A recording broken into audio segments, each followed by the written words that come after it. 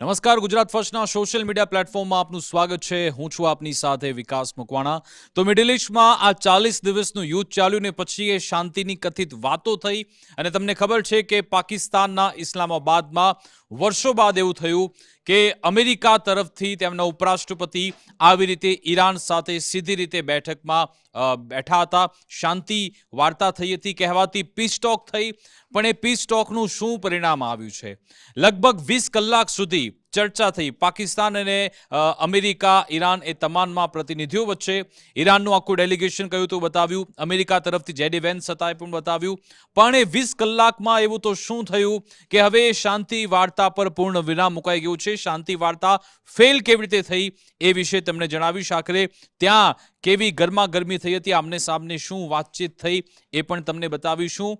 બીજી સૌથી મહત્વની બાબત કે જેવી આ શાંતિ વાર્તા પૂર્ણ થઈ ગઈ કે જ્યાંથી કોઈ નિષ્કર્ષ ન નીકળ્યો, ડોનાલ્ડ ટ્રમ્પ ફરી એકવાર બેબાકડા થયા છે અને આ વખતે એમણે ઈરાનને એક નવી ધમકી આપી છે. અને તમને ખબર છે કે જ્યારે ડોનાલ્ડ ટ્રમ્પ ધમકી આપે છે, દુનિયાભરમાં તેની અસર જોવા મળે છે. બ્રેન્ટ ક્રૂડ ઓઇલના ભાવ વધવા લાગ્યા, ક્યાં પહોંચ્યા એ વિશે વાત કરીશું. ભારતીય શેર બજારમાં પણ તેની અસર જોવા મળી છે. દુનિયાભરના માર્કેટમાં અત્યારે એક ચિંતાજનક માહોલ છે.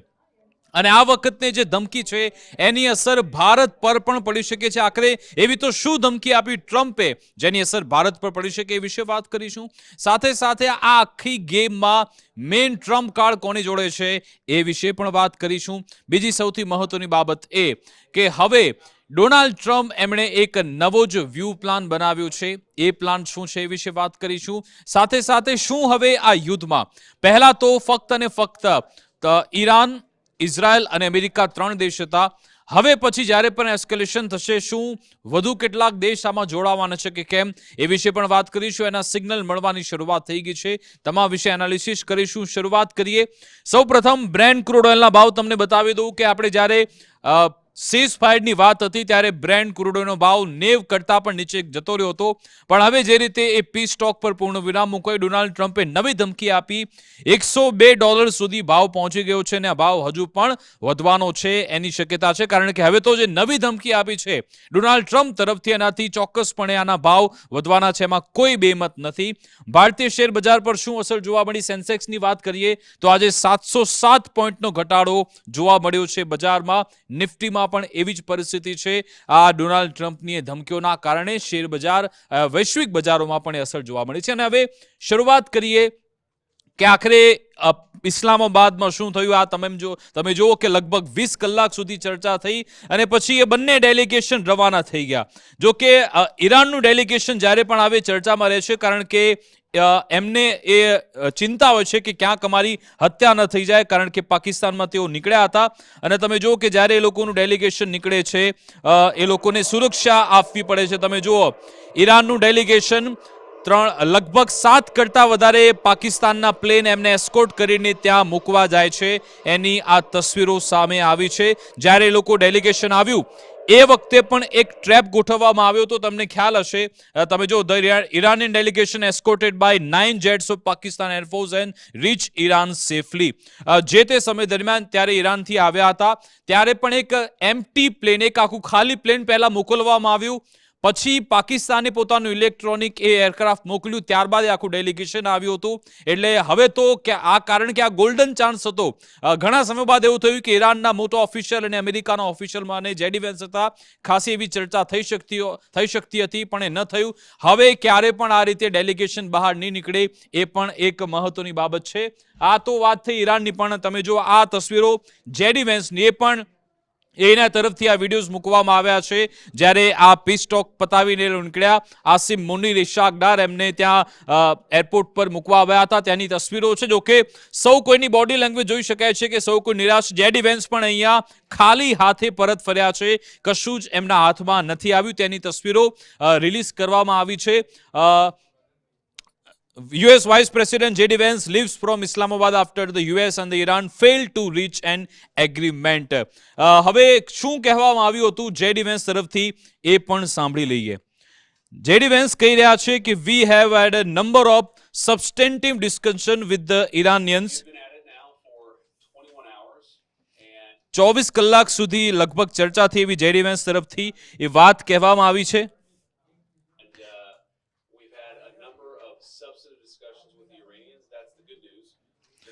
જેડી વેન્સ બે વાત કરી રહ્યા છે કે અહીંયા એક બેડ ન્યૂઝ પણ છે, ગુડ ન્યૂઝ પણ છે. જેડી વેન્સ એવું કહી રહ્યા છે કે પહેલા તમને ગુડ ન્યૂઝ જણાવી દઉં. ગુડ ન્યૂઝ એ છે કે અમારી ખાસી એવી ચર્ચાઓ થઈ, 20 કલાક સુધી ચર્ચા થઈ. અને બેડ ન્યૂઝ એ છે કે અમે એક એગ્રીમેન્ટ સુધી નથી પહોંચી શક્યા. અને આ જે બેડ ન્યૂઝ છે અમેરિકા માટે નહીં પરંતુ ઈરાન માટે જ છે.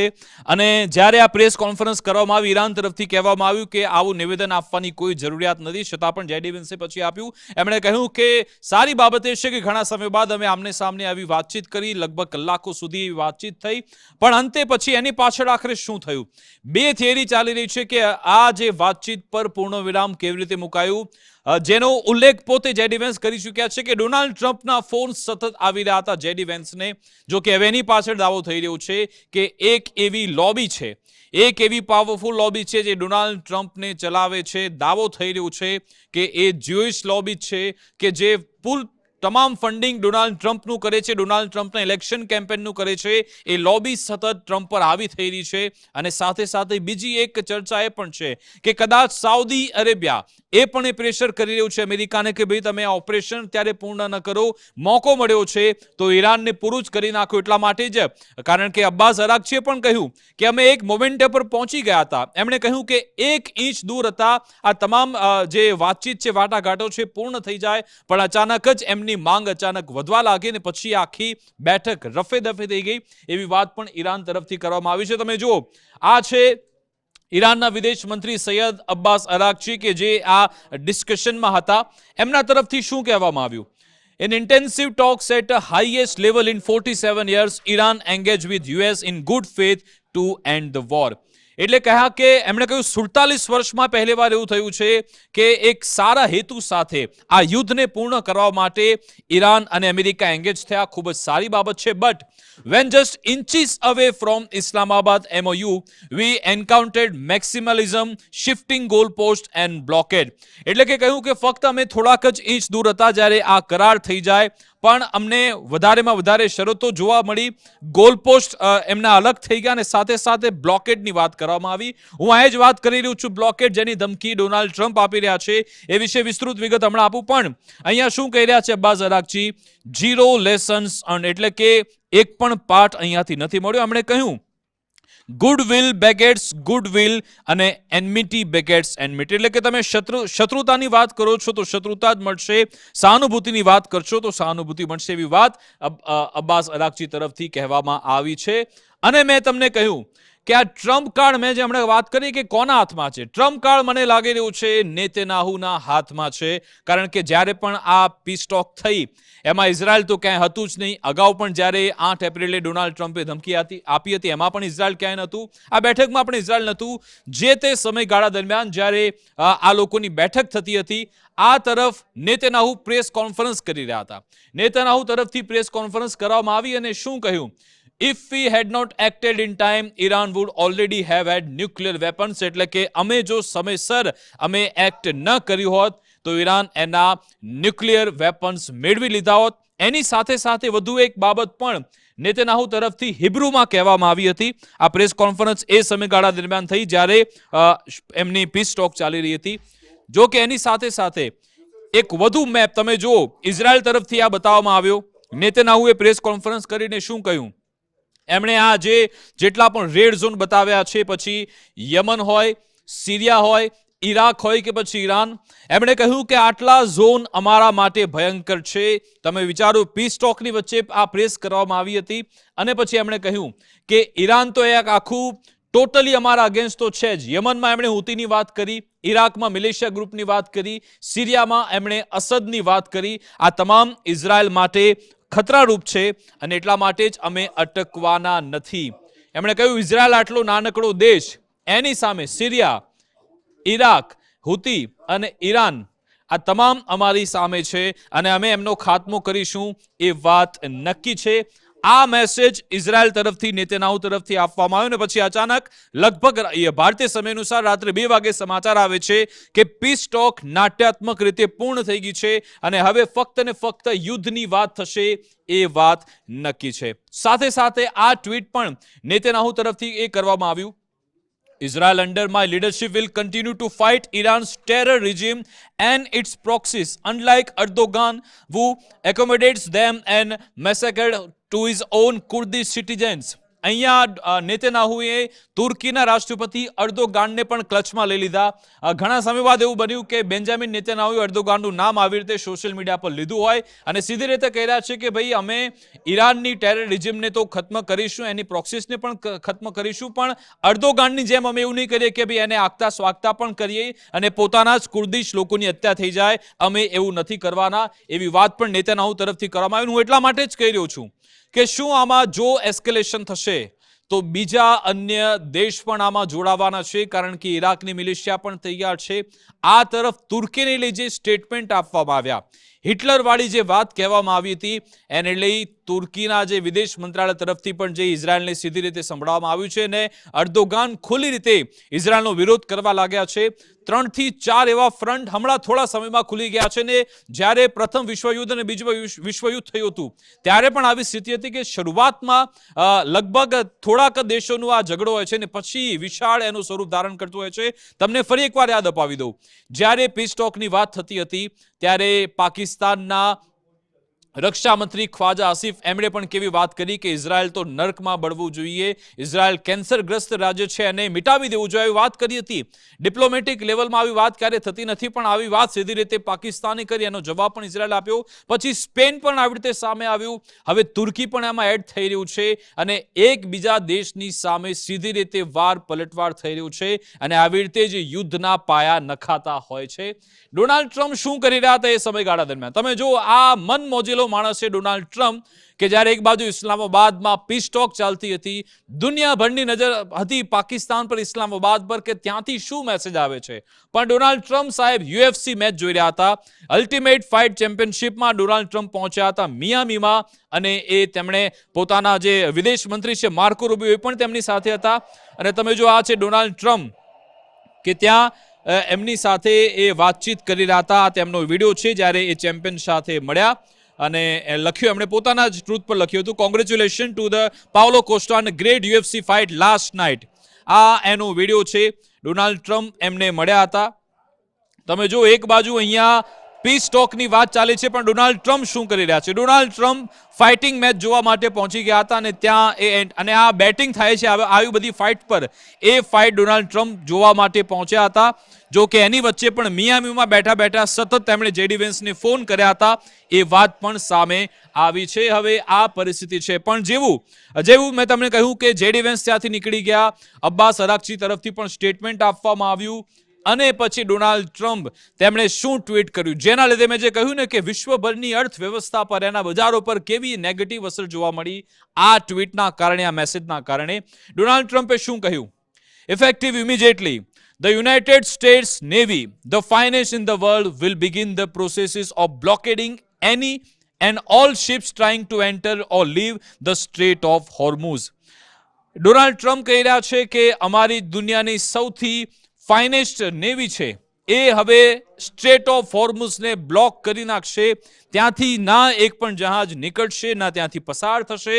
એટલે કે કહી રહ્યા છે કે ભાઈ ભલે સ્ટ્રેટ ઓફ હોર્મુઝ ઈરાને બ્લોક કર્યું હોય, પણ એ એરિયા નહીં, એની બહાર ત્યાંથી કોઈ પણ જહાજ પસાર નહીં થાય. કારણ કે ટ્રમ્પનું કહેવું છે કે ભાઈ અમે એટલા નુકસાન કેમ ભોગવીએ, કારણ કે ખબર છે ઈરાને જેટલા પણ અમેરિકા સિવાય અથવા તો ઇઝરાયલ સિવાયના જેટલા પણ દેશો છે એને એક સરળતા કરી આપે છે કે તમારા જહાજ આરામથી નીકળશે, તમને કોઈ નુકસાન નહીં થાય. પણ જો અમેરિકા, ઇઝરાયલ એના સંલગ્ન દેશો હશે, એના જહાજ નીકળશે. એટલા માટે ટ્રમ્પ કહી રહ્યા છે કે ભાઈ ચાઇના, ઇન્ડિયા, રશિયા, તમામ બીજા દેશોના, પાકિસ્તાનના બધાના જહાજ તો નીકળી જાય છે, એ લોકોને ફાયદો મળે છે. હવે એમના જહાજ પણ અમે નહીં નીકળવા દઈએ, બ્લોકેટ કરી દઈશું એવી ધમકી આપે છે. એટલે કે ટોટલ એક આખો રસ્તો ત્યાંનો બ્લોક થઈ જશે એવી વાત ડોનાલ્ડ ટ્રમ્પ તરફથી કરવામાં આવી. એટલા માટે જ હવે, અને પછી એની સામે ઈરાને પણ કહી દીધું છે કે તમે તમારા જહાજ અમારી ટેરિટરીમાં લાવો છો સીઝ ફાયરની વચ્ચે, એનો મતલબ કે સીઝ ફાયરનું ઉલ્લંઘન, અને પછી અમે જવાબ આપવા માટે તૈયાર છીએ અને અમને હક છે એવી વાત પણ કરવામાં આવી. પણ તમે જો, જોગાનો જોગ જો, જેવી ધમકી ડોનાલ્ડ ટ્રમ્પ આપે છે, ઈરાનનો જવાબ પણ આવી જાય છે. ઈરાન તરફથી એક મેસેજ પણ બતાવવામાં આવ્યો, વિડીયોથી એ પણ બતાવીશું. પણ ડોનાલ્ડ ટ્રમ્પે એક આખો આ મોટો આર્ટિકલ લખ્યો છે સ્ટ્રેટ ઓફ હોર્મુઝને લઈ, અને આ વાતચીતને લઈ એમાં શું કહી રહ્યા છે? Iran promise to open the strait of Hormuz and they knowingly fail to do so. This cause anxiety, dislocation and pain to many people and countries throughout the world. એવી વાત એમણે કરી. પણ એમાં જે કેપિટલ વર્ડ્સમાં શું લખી રહ્યા છે? International waterway open end fast. International જે વોટરવે છે એને ઝડપથી એને ખુલ્લો કરવો જોઈએ. એમણે ઘણી બધી વાત કરી. આમાં આસિમ મુન્નીરના પણ ઘણા બધા વખાણ કરી નાખ્યા. ભારતની વાત પણ એમના વચ્ચે એમણે લાવી હતી કે ભાઈ આ યુદ્ધ અમે રોકાવ્યું, જે તે વાત ફરી એકવાર એમણે વાત દોહરાવી હતી. પણ સાથે સાથે બીજી મહત્વની બાબત એમના તરફથી એ કરવામાં આવી કે all being allowed to go in, all being allowed to go out. એટલે કે એવું નથી કે ફક્ત અને ફક્ત અમુક જ દેશોના જહાજ ત્યાંથી નીકળે ને બહાર નીકળે. તમામે તમામ ત્યાંથી બહાર નીકળવા જોઈએ. This is world extortion. એટલે કે આ એક પ્રકારની બ્લેકમેલિંગ કરવામાં આવે છે. પણ કેપિટલ લેટર્સમાં એમના તરફથી લખવામાં આવ્યું. અને પછી અમે બ્લોકેડની વાત કરી છે કે હવે અમે આખો સ્ટ્રેટ ઓફ હોર્મુઝને બ્લોક કરી દઈશું. વધુ એક વાત પણ ડોનાલ્ડ ટ્રમ્પથી કરવામાં આવી છે. I would hate to do it, but it's their water, their desalination plant, their electric generating plants, which are very easy to hit. We could have them all down, and I mean down, like you could not have electricity for 10 years. એટલે કે વધુ એક આવી ધમકી Donald Trump તરફથી આપવામાં આવી છે. એની સામે ઈરાન શું જવાબ આપી રહ્યું છે? ઈરાને તુરંત જ કહ્યું, મેં જે વાત કરી હમણાં, approach of military vessels toward the Strait of Hormuz will be considered a violation of the ceasefire. એટલે કે જો એક પણ તમારી વેસલ્સ અહીંયા આવે છે, અમે એને ceasefire નું ઉલ્લંઘન માનીશું ને પછી વળતો જવાબ આપવામાં આવશે, એવી વાત કરવામાં આવી. IRGC Navy, contrary to false claims, the strait remains open under smart management for safe passage of non-military vessels. Any military vessels attempting approach to the strait under any pretext will be deemed in violation of the ceasefire and will face a firm and severe response. Security of navigation is upheld, but provocation will not be tolerated. એવી વાત પણ Iran મક્કમતાથી કરી રહ્યું છે. અને હવે તમને જે કહી રહ્યો હતો, ઈરાને જવાબ કેવી રીતે આપ્યો? 2 થી 3 એવા જે વેસલ છે કે જે અહીંયા આવ્યા પણ હતા, એ એરિયામાં ઘૂસવાનો પ્રયત્ન કર્યો હતો, પરંતુ ઈરાન તેને કેવી રીતે ખદેડે છે એનો વિડીયો ઈરાન તરફથી રિલીઝ કરવામાં આવ્યો છે. તમે જુઓ, સૌ પ્રથમ એમને ધમકી પણ આપવામાં આવે છે. આ વિડીયો ઈરાન તરફથી આપવામાં આવ્યો છે, જેમાં ધમકી આપવામાં આવી છે, go back to the Indian ocean immediately. એટલે કે તુરંત જ તમે ત્યાંથી પરત ફરી જાઓ, ને તો પછી તમારા પર એટેક થશે. આવી 2-3 વાર ધમકી આપવામાં આવી હતી.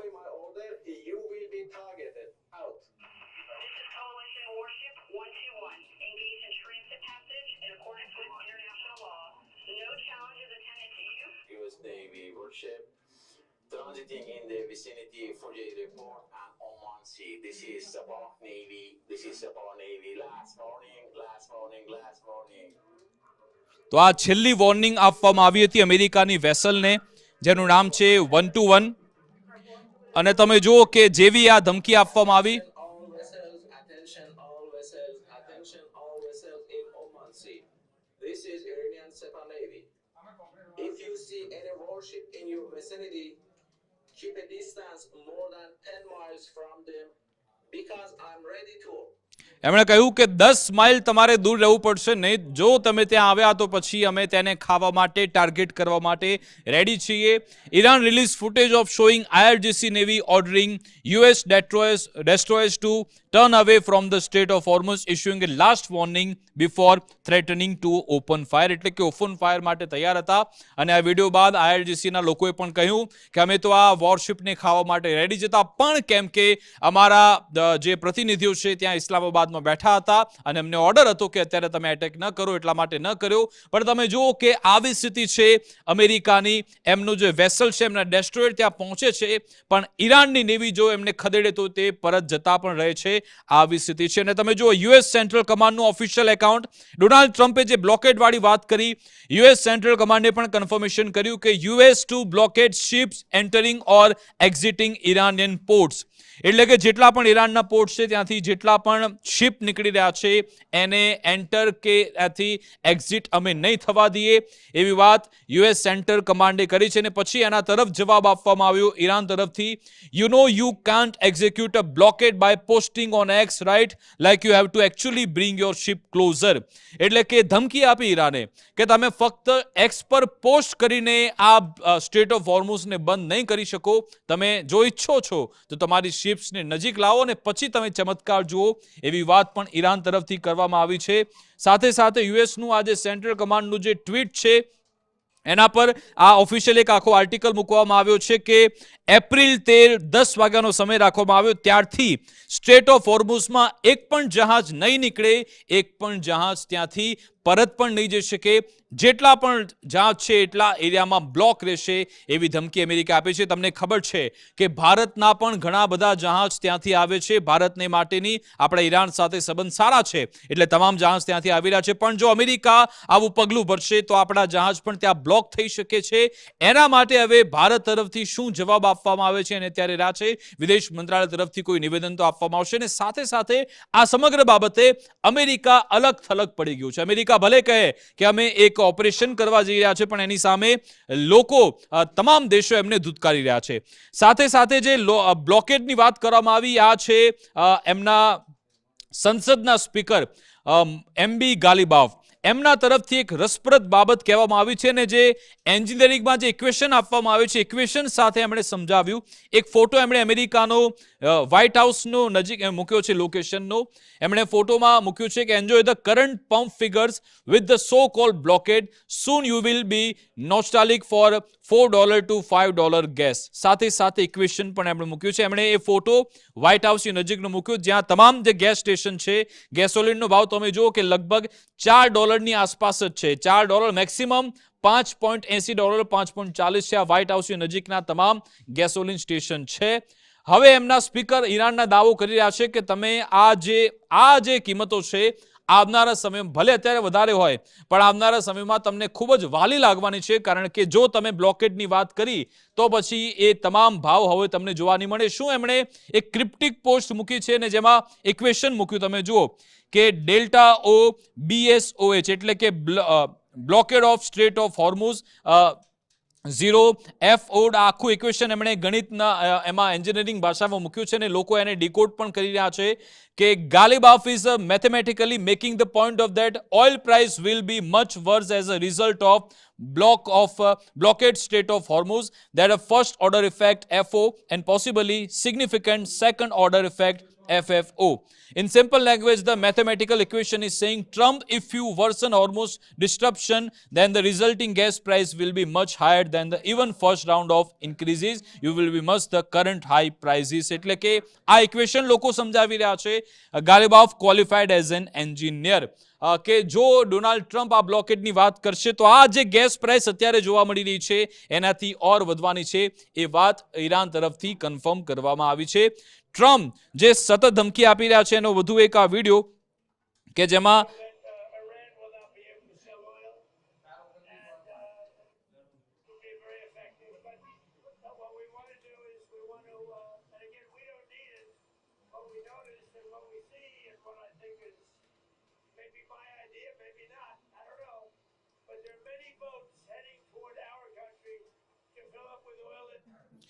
ડોનાલ્ડ ટ્રમ્પ કહી રહ્યા છે કે ઈરાન હવે થોડું પણ તેલ નહીં વેચી શકે, પણ હવે લોકો અમારી પાસેથી તેલ ખરીદવાના છે, એવી વાત ડોનાલ્ડ ટ્રમ્પ કહી રહ્યા છે. અને અગાઉ પણ આ વાત એ કહી ચૂક્યા છે કે અમેરિકા વિશ્વભરમાં સૌથી વધારે ઓઇલનું પ્રોડક્શન કરનાર દેશ છે, એક્સપોર્ટ કરનાર દેશ છે, અને અમે જો લોકોને ઓઇલ જોઈએ છે તો અમેરિકા એને પૂરું પાડશે, એવી વાત ટ્રમ્પ તરફથી કહેવામાં આવી છે. હવે ઈરાન જે આર્મ ફોર્સ છે, સેન્ટ્રલ હેડક્વાર્ટર, એમના તરફથી શું કહેવામાં આવ્યું છે? Security in the Persian Gulf and the Sea of Oman is either for everyone or for no one. If Iran's ports are threatened, no port in the region will be safe. એટલે કે ઈરાનના જો એક પણ port પર તમે એ હુમલો કરવાનો પ્રયત્ન કર્યો અથવા તો ત્યાં શિપ આવી તો પછી આખા રીઝનમાં તમામ જગ્યાએ અમે તબાહી મચાવીશું. એટલે કે આ બધા સંકેત એ છે. જેવી પીસ ટોક પછી તમે જો ઈરાનના, અમેરિકાના, નેતન્યાહુના જે સ્ટેટમેન્ટ આવ્યા, એક વાત કન્ફર્મ છે કે આ સીઝ ફાયરની વચ્ચે પણ ગમે ત્યારે હુમલો થઈ શકે છે. એ પછી એની ઇન્ટેન્સિટી કેવી છે એના પર નજર રહેશે અને સાથે સાથે શું એમાં બીજા કોઈ દેશ જોડાય છે કે કેમ, પણ આ તમામ એ ગતિવિધિ છે જ્યારે સ્ટેટ ઓફ હોર્મુઝમાં અમેરિકા પોતાના શિપ મોકલશે ત્યારે એના પર નજર રહેશે. અને હવે તમે આ જુઓ, આ છે યુકેના પ્રધાનમંત્રી કીર સ્ટાર્મર. એમણે પણ સીધી રીતે ના પાડી દીધી છે અમેરિકાને મદદ કરવાની. એમનું ઓફિશિયલ સ્ટેટમેન્ટ પણ આવી ગયું છે. એમણે પોતાના ટ્વિટર હેન્ડલ પર એ વાત મૂકી છે, We will not be involved in blockade of the strait. We are urgently working with France, Spain and other partners to put together a wide coalition to protect the freedom of navigation. ટ્રમ્પે દાવો કર્યો હતો કે મારી સાથે બીજા બધા દેશ આવી રહ્યા છે સ્ટ્રેટ ઓફ હોર્મુઝના બ્લોકેડ માટે, પણ આમાં પણ ટ્રમ્પ અલગ થલગ પડી ગયા. યુકે ના પાડી દીધી, ફ્રાન્સે ના પાડી, સ્પેને ના પાડી, ઇટલી, તમામ દેશો, કેનેડા તમામ ના પાડી રહ્યા છે. અને હવે અહીંયા પણ ટ્રમ્પ એકલા પડ્યા છે. શું એમાં ટ્રમ્પ આગળ વધશે કે કેમ, એક મોટો સવાલ છે. અને હવે તમે જુઓ કે ડોનાલ્ડ ટ્રમ્પ કે એમની અત્યારે એ પોતાની જાતને ભગવાન માનવા લાગ્યા છે અને રોજે રોજે ઈસાઈઓના મોટા ધાર્મિક ગુરુ છે પોપ લિયો, એને પણ હવે ક્લચમાં લઈ રહ્યા છે. એમણે તમે જોયું છે કે ડોનાલ્ડ ટ્રમ્પે એમના માટે પણ આખો એક આર્ટિકલ લખી નાખ્યો છે. અને પોપ લિયો કે જેમણે કે જે કેથોલિકના મોટા ધર્મગુરુ કહેવામાં આવે છે, એમણે યુદ્ધ રોકવાની વાત કરી હતી. એમણે કહ્યું કે આ જે ક્રાઇમ થઈ રહ્યો છે ખોટો છે. પોપે એમ પણ કહ્યું હતું કે જે એવો બાદશાહ, એવો કિંગ કે જે બીજા પર અત્યાચાર કરે છે એની પ્રાર્થના ક્યારે મંજૂર થતી નથી, એવી વાત પણ કરી. ટ્રમ્પ શું જવાબ આપે છે? ટ્રમ્પે ફક્ત સોશિયલ મીડિયા પર એક ફોટો મૂક્યો અને પોતાની જાતને ઈસાઈ શું કહેવાય ઈસુ ખ્રિસ્ત બતાવી રહ્યા છે. ડોનાલ્ડ ટ્રમ્પ કે જે પોતાને જ હવે ભગવાન બતાવી રહ્યા છે. તમે જો એમણે ફોટો ચેટ જીપીટીની મદદથી તૈયાર કર્યો છે અને લોકોની સારવાર કરી રહ્યા છે. ટ્રમ્પ તમે જો કે એમની અત્યારે બુદ્ધિ કેવી ભ્રષ્ટ થઈ ગઈ છે, એમના મગજમાં શું ચાલી રહ્યું છે, એ પોતાની જાતને ભગવાન ગણવા લાગ્યા છે. ન માત્ર આટલેથી અટકતા, પણ ટ્રમ્પ તમે જો કે ચંદ્ર પર એક ફોટો મૂક્યો કે ચંદ્ર પર પણ ટ્રમ્પ ટાવર તૈયાર છે.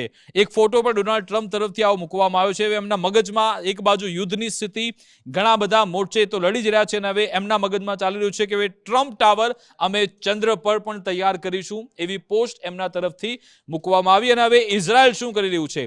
ઇઝરાયલે ન માત્ર લેબેનોન પરંતુ ગાઝામાં પણ ધમકી આપવાની શરૂઆત કરી છે. ગાઝામાં અત્યારે પેમ્પલેટ વેચવામાં આવી રહ્યા છે ઇઝરાયલ તરફથી. તમે જુઓ આકાશમાંથી એ પેમ્પલેટ્સ નીચે પડી રહ્યા છે. ત્યાંના લોકોને આ મેસેજ તમે જુઓ, તેમનો પ્લેન ઉપરથી આવે અને ત્યાં પેમ્પલેટ્સ પડી રહ્યા છે.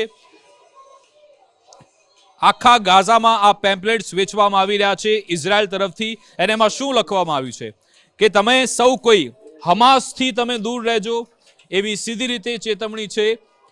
The IDF dropped leaflets in the Gaza city warning civilians to avoid association with the Hamas. The content reportedly advised residents to distance themselves from the Hamas-linked individuals or activity. એટલે હમાસની તમામ એક્ટિવિટીથી ગાઝાના લોકો દૂર રહે. જો તમે દૂર નહીં રહો તો એના માટે તમે પોતે જવાબદાર રહેશો. એટલે આ ઇન્ડિકેશન એ કરે છે કે ગમે ત્યારે હવે ગાઝામાં પણ ઇઝરાયલ એટેક કરશે. હમાસ જેટલું પણ બચ્યું કુચ્યું થોડું પણ બાકી છે એને પતાવી દેવા માટે ઇઝરાયલ ત્યાં મેદાનમાં ઉતરશે, એ વાત નક્કી છે. અને તમે જો આની સાથે સાથે હમણાં થોડા સમય પહેલા લીડર્સ ખૂબ બદલાઈ રહ્યા છે. પહેલા અમેરિકાના જે એમના સૈન્યના મુખ્ય વડા, ચીફ ઓફ સ્ટાફ, એને હટાવી દેવામાં આવ્યા. ઇઝરાયલમાં પણ મોસાદના મુખ્ય ચીફ એને પણ બદલવામાં આવ્યા છે. નવા ચીફ આવી ગયા છે મોસાદના, જેની નિયુક્તિ કરવામાં આવી છે, જેની જાહેરાત બેન્જામિન નેતન્યાહુ તરફથી કરવામાં આવી. After it was approved by the Gruns committee, I signed tonight on the appointment of the Major General Roman Goffman to the role of the next Mossad chief. એટલે કે હવે આ મોસાદની કમાન આમને સોંપવામાં આવી છે. પણ સવાલ એ થાય કે યુદ્ધની વચ્ચે આ નિર્ણય કેમ લેવામાં આવ્યો છે? કેમ ઇઝરાયલે મોસાદના ચીફ બદલવા પડ્યા? એક મોટો સવાલ છે. એના પર આપણે આગળ ચર્ચા કરીશું. પણ સાથે સાથે કેમ કે આપણે જીઓપોલિટિકલ ચર્ચા પણ ખૂબ કરીએ છીએ, વિશ્વભરમાં શું થઈ રહ્યું છે એની વાત પણ કરવી જરૂરી છે. આને તમે કદાચ નહીં જાણતા હો, પણ હમણાંથી સોશિયલ મીડિયામાં ખૂબ ટ્રેન્ડિંગમાં છે. આ છે યુગાન્ડાના આર્મી ચીફ મુઝુહી કાઇનેરુગુબા. આ છે યુગાન્ડાના આર્મી ચીફ, મેન વડા. એમના તરફથી જે શરત મૂકવામાં આવી છે અથવા તો જે ધમકી આપવામાં આવી છે તુર્કીને, એર્દોગાનને, એમણે શું કહ્યું? આ યુગાન્ડાના આર્મી ચીફ કહી રહ્યા છે કે મને $1 અબજ આપી દો, સાથે સાથે એક બ્યુટીફુલ તુર્કી ગર્લ આપો જેની સાથે મારે લગ્ન કરવા છે. જી હા, એની આવી એક જોરદાર શરત મૂકવામાં આવી છે યુગાન્ડા આર્મી તરફથી કે તુર્કીની જે પણ બેસ્ટમાં બેસ્ટ બ્યુટીફુલ છોકરી છે એ મને જોઈએ, એની સાથે મારે લગ્ન કરવા છે. અને 1 મહિનાનું અલ્ટિમેટમ એમણે તુર્કીને આપ્યું છે એર્દોગાનને. શા માટે? એમણે કહ્યું કે સોમાલિયામાં અમે જે રિઝનમાં ત્યાં શાંતિ લાવી, જે સુરક્ષા આપી, હકીકતમાં સોમાલિયા અને યુગાન્ડા વચ્ચે પેક્ટ થયા હતા. સોમાલિયાનું જે ત્યાંનું આતંકી સંગઠન છે એને એની રક્ષા માટે, એની સામે લડવા માટે યુગાન્ડા આર્મી મોકલે છે, એનું નેતૃત્વ કરે છે આ ભાઈ. એમણે કહ્યું કે અમે આજે 10 વર્ષથી જે મહેનત કરી, ત્યાં શાંતિ આવી, એનો ફાયદો તો તુર્કી લઈ રહ્યું છે. તુર્કીને બધા પ્રોજેક્ટ મળી રહ્યા છે, અહીંયા પૈસા અમને મળવા જોઈતા હતા. એટલે એમણે ડિમાન્ડ કરી છે કે ભાઈ 30 દિવસમાં $1 અબજ અમને આપો, સાથે સાથે તુર્કીની બ્યુટીફુલ વુમેન પણ આપો, જેની સાથે હું લગ્ન કરીશ. જો નહીં આપો તો તુર્કી સાથેના તમામ ડિપ્લોમેટિક સંબંધ અમે તોડી દઈશું, એવી વાત યુગાન્ડા કહી રહ્યું છે. અને આ એ જ આર્મી વડા છે. અગાઉ તમે જ્યોર્જિયા મેલોનીને તો ઓળખતા જ હશો, ઇટલીના પીએમ, એમના માટે પણ આ વાત કરી ચૂક્યા છે. અગાઉ એમણે દરખાસ્ત મૂકી હતી કે મારે જ્યોર્જિયા મેલોની સાથે લગ્ન કરવા છે. આવી વાત પણ આ મહાશય તરફથી કરવામાં આવી હતી. જો કે ત્યારબાદ યુએનમાં આખો મામલો ગયો. એમના પિતાએ પછી માફી માંગી કે ભાઈ ભૂલથી આ વાત એમના તરફથી કહેવામાં આવી હતી, માફી પણ માંગવામાં આવી હતી. એમણે એવું પણ કહ્યું હતું, હું સામે 100 ગાય આપવા તૈયાર છું. અને જ્યારે ઇટલીમાંથી જે એમના ડેલિગેટ્સ અહીંયા પહોંચ્યા હતા, એમણે કહ્યું હતું કે ભાઈ જે બ્રાઇડ છે એની કિંમત શું છે, આવી બધી ઘણી બધી વાત એમણે કરી હતી. જો કે ઇન્ટરનેશનલ પ્લેટફોર્મ પર ઘણી બધી વાત થઈ હતી અને પછી એ મામલો શાંત પડ્યો હતો. વધુ એકવાર આ ચર્ચામાં આવ્યા છે.